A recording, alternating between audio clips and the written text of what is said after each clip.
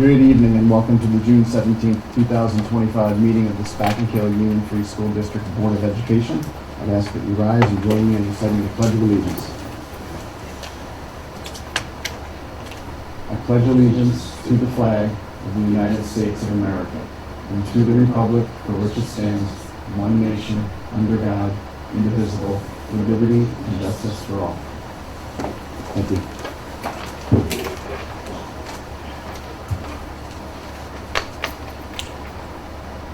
Okay, item 2.01 is comments from the public on consent agenda items only. Do we have any public comments?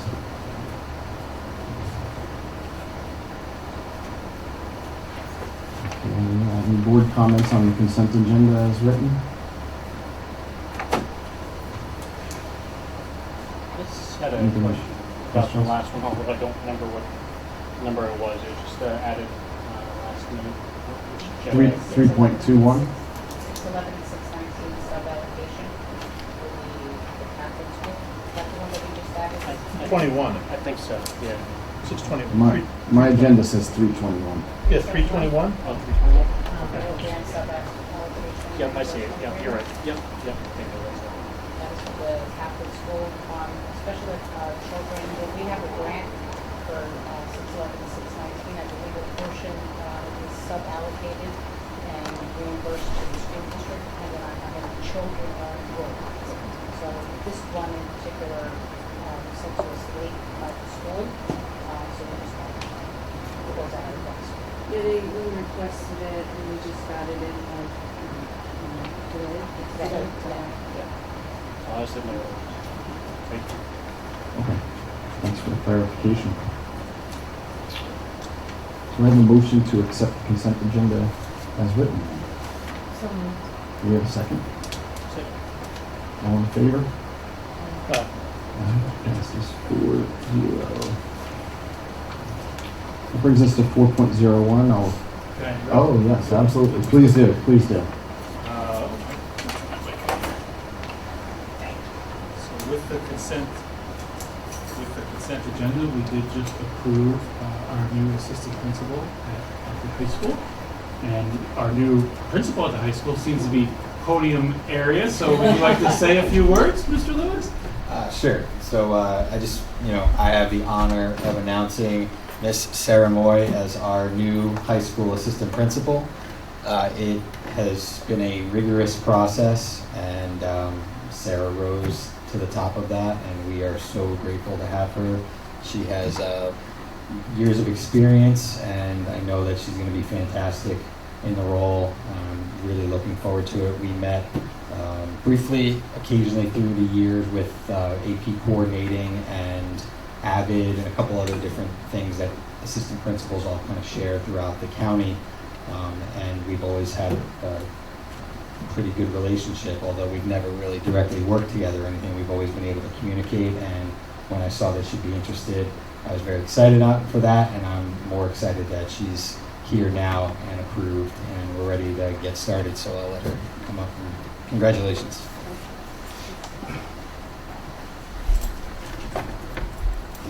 Hi, everybody. I just want to take a moment of your time to thank the Board of Education, the administrative team, the faculty and staff who participated in the thorough and really rewarding interview process.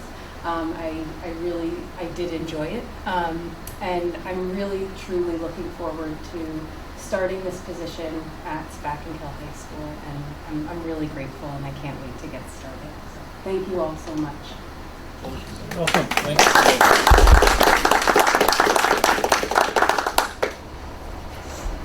Congratulations. Item 4.01, do I have a motion to take from the table agenda item 3.17 from the June 3, 2025 board meeting? So moved. Do I have a second? All in favor? That passes 4-0. That brings us to 4.02, which is the first reading of policy 5135. That is in relation to the previously tabled agenda item 3.17 from the June 3, 2025 board meeting. Richard, I believe you have raised some of the questions there, so why don't you get started, or did you get any satisfaction to your questions Well, I just was seeking, I was seeking just some clarification on one part of that policy, it was really just one line. Looking for it here.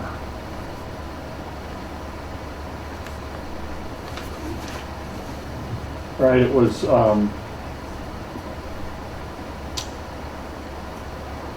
part of the third paragraph, one of the bullet points under the third paragraph. Just in context again, that the introduction of that bullet list reads that in accordance with law and board policy, parental and guardian consent is required before requiring minors to take part in surveys which gather any of the following information. And the bullet point that I just was a bit unclear about was the one that reads religious practices, affiliations, or beliefs of the student with the student's parent guardian. So I just wasn't clear what that meant. So actually, that was an oversight on the attorneys. What it should say is religious practices, affiliations, or beliefs of the student or the student's parent guardian. Just like the first bullet, so that was just an oversight. Would you mind just repeating that one more time? Sure. So that bullet point should read religious practices, affiliations, or beliefs of the student or the student's parent / guardian. So if you just look at the first bullet, it's the same as far as the it's just an oversight. Good. Does that make sense? That I Everybody? completely understand. That was an easy one. One word, The second the chapter. conjunction rather than the preposition There you makes go. it very clear. So on the second attachment, I revised it. So now it reads or, Right. yes. Right, that would still be just the first reading. All right, so then I'll entertain a motion to accept the first reading as amended. So moved. Policy 5125. Richard, thank you. Do I have a second? All in favor? Fine. Passes 4-0. Thank you. We did everything, we're so easy. 4.03 is in relation to adopting a proposed policy number 2254, the ex officio student member of the board. I had read some of this and in advance of the meeting, and then I just had some questions in terms of the way this is going to work for the board. Particularly, I was interested really in seeing, we have this civic readiness that we've been touting and promoting here at the school, and I didn't see how the new policy that, as it was written, had included a process where the students actually got to vote on the member that represents them. Just like the community represents us, we represent the community, I should say, we get voted in. I wanted to see the student get voted in, or some process where the students have much more of a say. And in addition to that, being that it's specifically affects this board, I thought it would be appropriate for at least 2 board members to be part of that process as well. That's pretty much the comments I had, other than the fact also that the last paragraph also talks about orientation and training program, and I think that a board member should be involved with that as well. I did read over some of the response that we got for that, and I was in agreement. I did like seeing that it does say, not in our policy, whether or not it needs to be in there, I'm not really sure, but that it is going to be somebody from the student government, so it is somebody who's elected into Did everyone get a chance to read the Yeah. email response? Yes. Yeah. So that was good to see. Because I questioned the same thing where I didn't see it in the policy. Is it just somebody that we're picking, or is being picked, or is it somebody that was picked by their student body? So that was good to know. And then I think it did say something at the very end of that the end of the policy does say that whatever the training is going to be, maybe the superintendent, the designee, and if needed, the board. I think, if I remember right, that's what it No, in the current policy, well, in the first proposed policy, yeah, the proposed policy. I think it was in the last sentence, I don't have that up right now, but I'm pretty sure it said something like that. The board was gonna be, if needed, part of the training process. Yeah, I wouldn't, I mean, if he's sitting on the board, I would say it'd be nice to have some kind of, board members there during, what were you thinking, like, it was gonna be like a panel interview for the representatives? So, Well, yeah, I'm a little confused because my reading of what the email response and the policy as proposed doesn't refer to any kind of a vote on part of the student body. My reading of it is that, so what it would be is, there's votes that occur, or there's voting that occurs in May, for senior, rising senior class officers and senior class representatives. So those Mhm. students get voted on by their peers. And then what we have worked with, and Ken being here, was very helpful. And we were going to ask any of those students who were voted as leaders among their peers, if they had an interest in this, and ask them to apply. And if you see the email, they had to answer a few questions Right, and saw that. provide reasons why they wanted to. And then they would have been interviewed by the new proposal was the principal, superintendent, and a board member.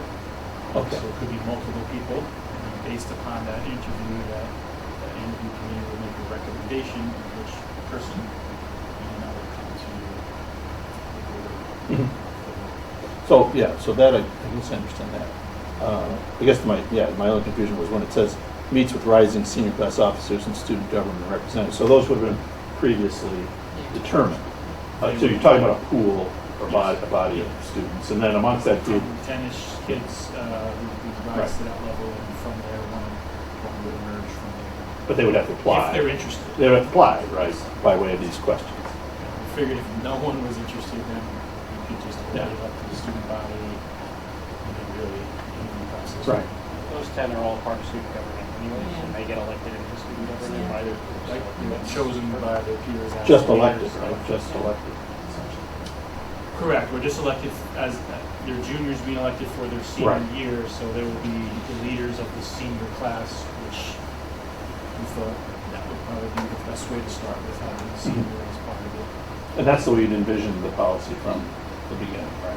Yes, not that an underclassman wouldn't be fine, but if you're the senior, then more people would get a chance if it's only 1 year versus Sure. maybe get a second year in a row or something like that. Student academic experience. Yeah, makes sense. We're trying to look for a mix of, this would recommend so many different ways. Some districts just have the kids vote. We thought we needed a little more than that. Yeah. I really wanted the principal to be heavily involved because he really knows the kids. We basically have them for 3 years, Right. even more so than myself, or a board member, because of just that. So that was the reason why we also waited to have a high school principal, a new one, was I wanted him involved in the making of the criteria and his thoughts in order to for this to.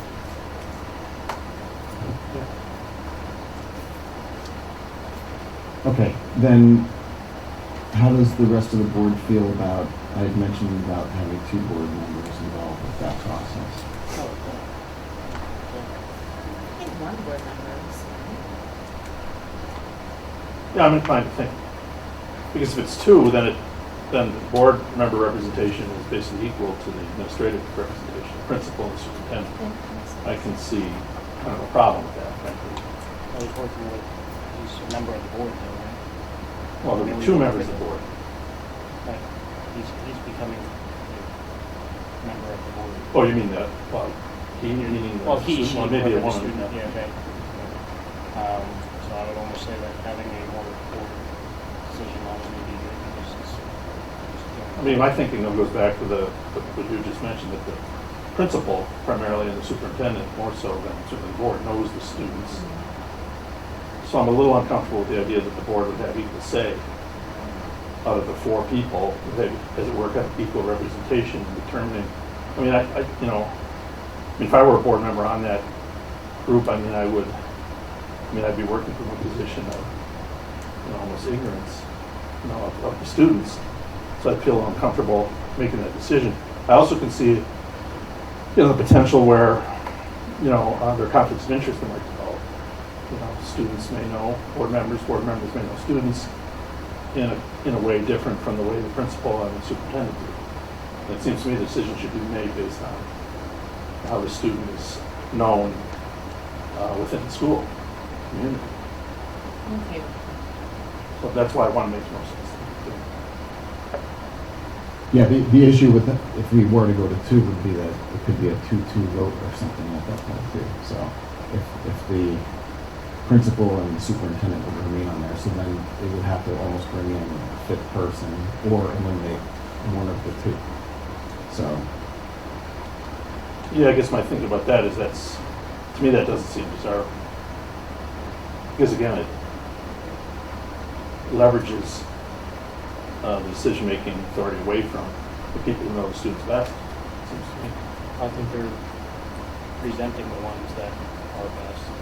But you know, it's good. But then on what basis would we decide On the against that? the questions. questions that are listed and I can't imagine it be a situation where somebody that's being presented by the principal and the superintendent, but 2 board members are really going to say no. I'll wait and say the same thing about 1 board member. But ultimately, they're going to be working with the board. You mean the principal and the superintendent, or the students? The students, respectively. Yeah. That's the joint board. Keep in mind also, whatever number of people on the board is still going to recommend to the board that the board would have to approve. Yeah, Right. so. So you would have, well, 5 would be able to make the vote at recommendation 1, if it is 1, would be part of the recommendation 2. Yeah, I mean, I think that's a good point. I mean, the board acts as a body. I mean, we don't act individually. So I guess for that reason as well, I don't really see any value in having 2 members of the board on this selection committee rather than 1. I mean, the board is acting, to your point, as a single body. And we have that opportunity to do that when we recommend or not. Okay. So, without Joanne here, it's obviously, I think to Jeff's question before then, do we need to revise this to include some more of the information from the email into the policy in terms of the process of the selection?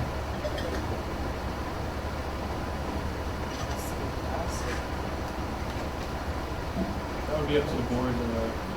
As I indicated in the email, the policy was, the way it was written was recommended by attorneys, but You know, I read through the policy and it conforms almost word for word with NISBA's recommended policy. So it seemed pretty straightforward to me in that respect. I think what Dan was referring to is the criteria is not in there because we can't that's it. So it doesn't say anything about it being student government. Right. Represented in the policy. Right. Not anybody that's- Oh, that point, that part in particular you're talking about then? Yeah. The high school principal meets with the rising class But officers. keeping it open, it gives us, if one of those students is not interested. Yeah, it doesn't yeah, I'm always leery of, give it to the other, of I think it's always good to envision ways the policy can work against it. As well as for you, yeah, so. I mean, we could put in there that first choice would be to try to get somebody from there, and if it's not, to select somebody outside of student government. But I personally would like to see somebody that's been selected by the student body themselves to represent. Okay.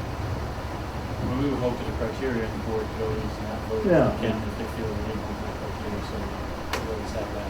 So envisioning a situation like that where none of the people so identified here was interested or applied or deemed ultimately, I mean, that's a possibility too. And I mean, it could be that none of the people from that group, even if they apply, would be deemed Could be that none of them even wanted to. desirable. Yeah. Well, they might not apply, or of those that apply, maybe the principal and the superintendent would think that they're not desirable. So then we'd have to go to a plan B, and wouldn't you talk about that with the board? We could always change it, so if we run this year, and we say, hey, we really need to open up more, we're opening for less. We can check the policies first.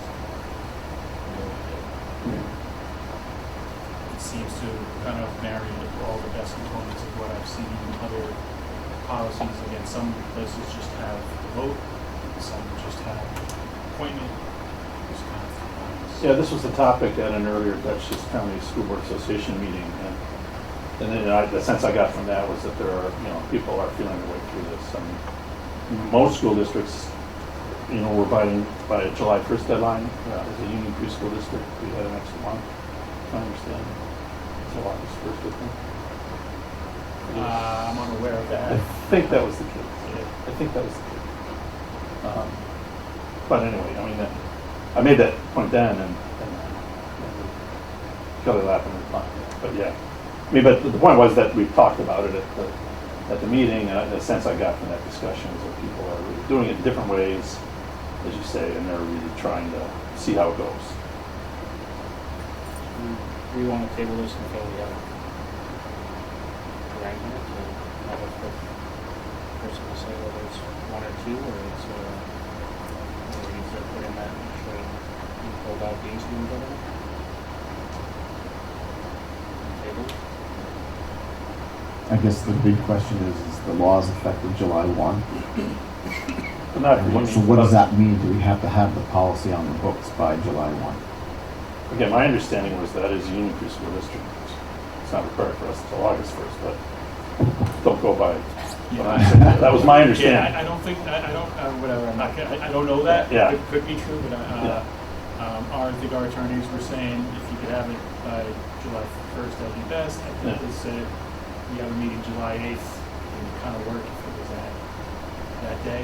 The students don't have to come to board meetings in the summertime because they're off, so it really wouldn't affect a ton unless they wanted to come to that July 8th one.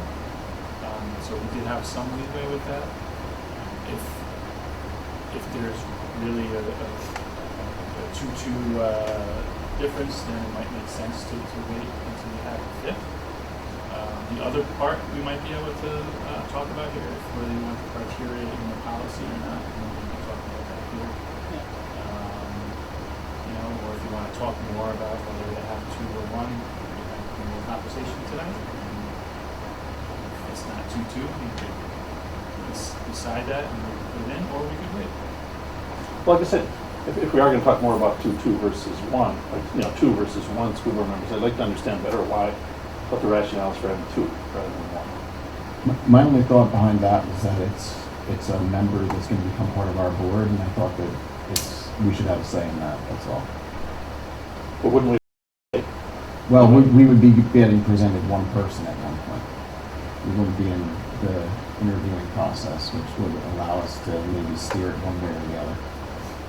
So the person only has one meeting, sitting on the board. I was thinking, these people or the students were chosen by their peers to be student government. Mr. Lewis and Paul would interview, and the board member interview these students, knowing that they were chosen by their peers. I don't think that they won't qualify because they were chosen by their peers. Right. So they were chosen because they're articulate, they're intelligent, they can represent the body of the students.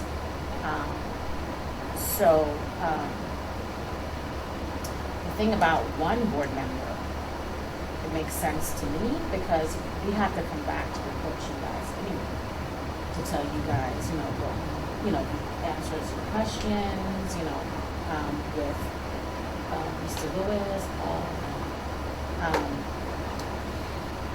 I believe one member is fine, because we have to come back to you guys and we vote as a body. So, that's my reason for having it. I can support that as well, particularly if we just add some of the language about how they would get to that point of being selected anyway, which is within the email. So I don't know if we can. Is there an answer to, do we need to have the policy on the books by July 1? You said July 8th, you think it would be okay, or, I just don't know if that. If we were to vote on it, if we were to adopt it on July 8th, I think it would be okay. So So- we could take the feedback you're giving us, we're going to ask for clarity first, and redevelop the draft consent and then have that for the 8th. What I'm hearing is written as it is with Mr. Lewis, superintendent, and one board member, but if you would like to see some of the criteria in the policy, I would probably say we would remove the questions we would ask. Yeah. Show you. Definitely. Yeah, It's just definitely. that first part. For the board. Part 1, part 2, part 3 steps. Yes, that could remain, so the part 1, I believe, I don't know if I did say, we really did say, The preamble, and then part 1, part 2. talked about that would be the members of the student body that were voted on. Yeah, so we could just put that into the policy. So what I'm thinking is, all right, so it'll be the principal, superintendent, and the board member, that's the way it's going to be selected and the criteria. What I think I could do is I can go back to Allison. It's going to be part of the policy, but it's going to be called like 8113.1E, like an exhibit that will show the criteria. Like an addendum, It'll be, yeah, it'll be both. Both will be under the student board member, but one will show the policy and one will show it's going to be called like an exhibit. The process. Really the process. the process. Would that be okay? And that would be referenced in the meeting policy. So I Still think- having some kind of language in there, just to open that, okay, nobody on the student body wants to do it, they're kind of up to. You have to add that, because we didn't. Yeah, I think that would, We I think that would need to be added. would have had that in. Clause that says, if no candidate is determined through this process, then Either through volunteer or through the interview process. then it might be opened up more broadly. I don't think it needs to spell that out, but. So for me, in terms of policy, when we get audited, it needs to be clear, right, what the policies are, how we go about things, so that will put on us everything that is required on this policy, so. So then what we'll do is we will come back on July 8th with seeking adoption, but the board will see this new draft long before that. That's it, right? And could comment accordingly if there is something on it that's not. Any questions? And we could always have a discussion. I'd also just suggest that in that last paragraph, if we just remove the words if necessary.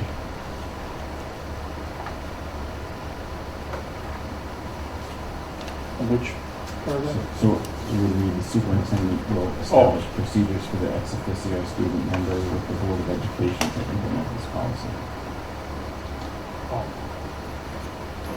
In essence, that's what Yeah. Yeah. Yeah, but it's ambiguous. If necessary means that you technically could just go do it without us, but.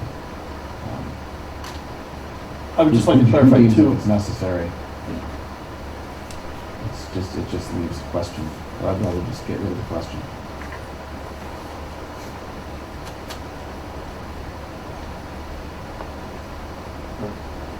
One further clarification, I guess I'd like, is the, part of the email then that's going to be incorporated, I understand, will consist of that preamble, those 2 sentences. This, again, the description of the process. Those couple of sentences with another clause or sentence added that if no candidate surfaces, there'd be further further process what I've got. And then 1, 2, and 3, parts 1, 2, and 3 would stay as they're written here. If so, I just want to, my understanding is that part 3 is the recommendation. So the way the process would work is correct that the committee consisting of a superintendent, principal, and 1 school board member would listen to the questions, listen to the interviews, participate in the interviews and so forth, and then as a group would offer up a recommendation to the board. So that wouldn't require that the board has to hear the answers to all the questions and the interview. I don't know that would be. It would be similar to the Desirable. candidate.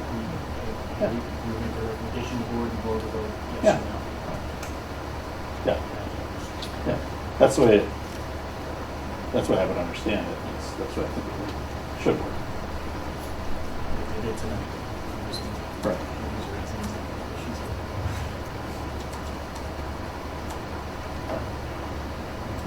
Any more discussion on this, board?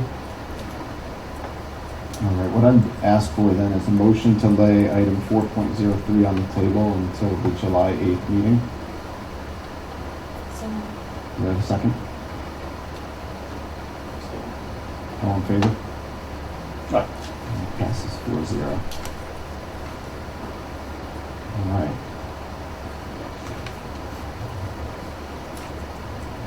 Okay, that brings us to item 7.01, board correspondence. We do have a couple of correspondence to address here. One was the summer work program, which we provided an email response to the person that wrote that email. The other was in relation to some items within the Todd Middle School handbook, and Principal Doherty has been looking into that, and we'll get back to the composer of that email as well. 7.02, comments from the public on non-agenda items. Public comments on non-agenda items. Okay, that brings us to 7.03, comments from the board. Just a brief, I have one brief comment.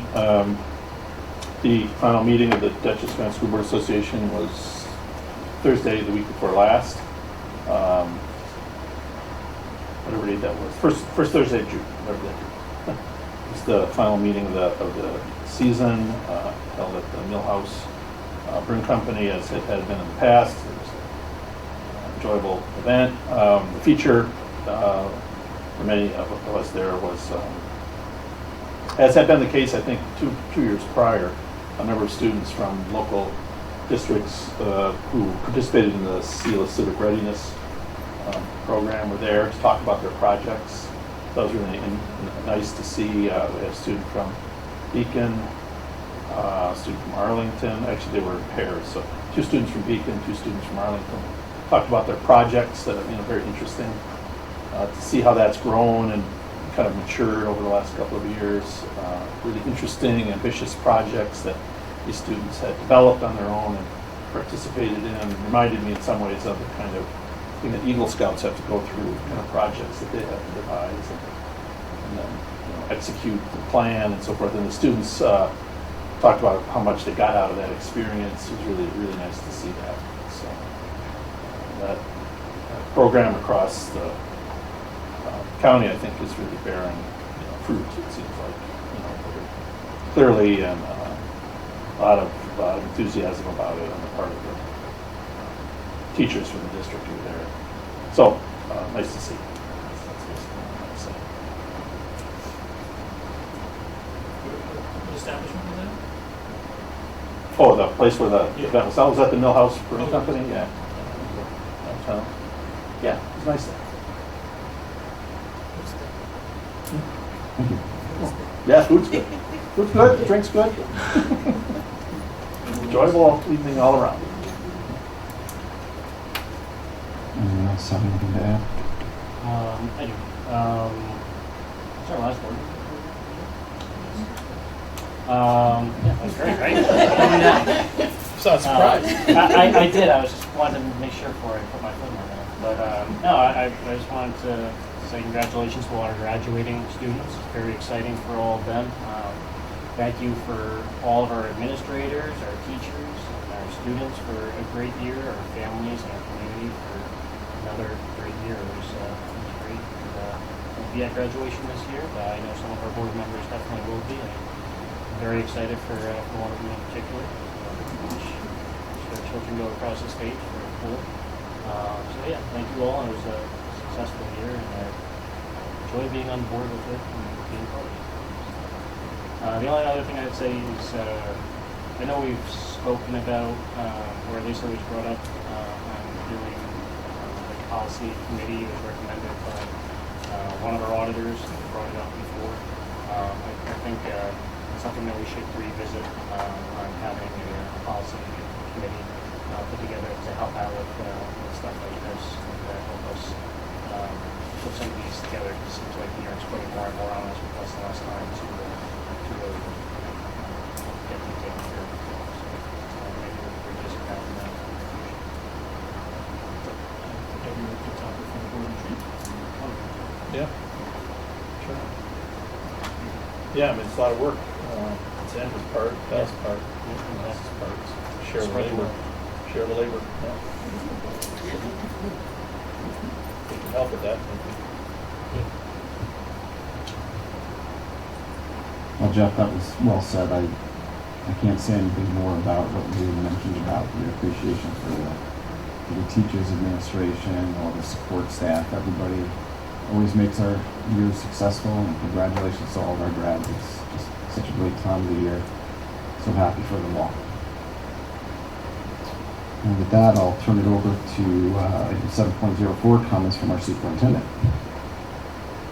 Nice segue from what you guys were just talking about, but it's that time of year. It's the end of the year. It is the last board meeting. We're dangerously close to the end. Really what's left is just a slew of moving ups and graduations, starting with the high school graduation on Saturday, and then next week we have a slew of moving ups from pre-K, 5th grade, 2nd grade, and many others. We can help you all of them. Different things going on all next week. So if the weather holds, most of them are outside. I think all of them are outside, so maybe the pre-K's inside. But Saturday's going to be fine. The weather looks like it's going to be okay for our 9:30 graduation. Mr. Lewis, is that correct? You're promising good weather? Yes. Promise. So just looking forward to that, and just, congratulations to our retirees. I know we did that last meeting, and it's just, again, to all the hard work everyone has done. Thank you to the board for another successful year. No more meetings this school year, so our next one will be July 8th. Soon enough. And it's not that far. Doesn't seem like much of a break to me, Yeah, but Where's the pre-K moving up? Where's that? No. The Martha Lawrence.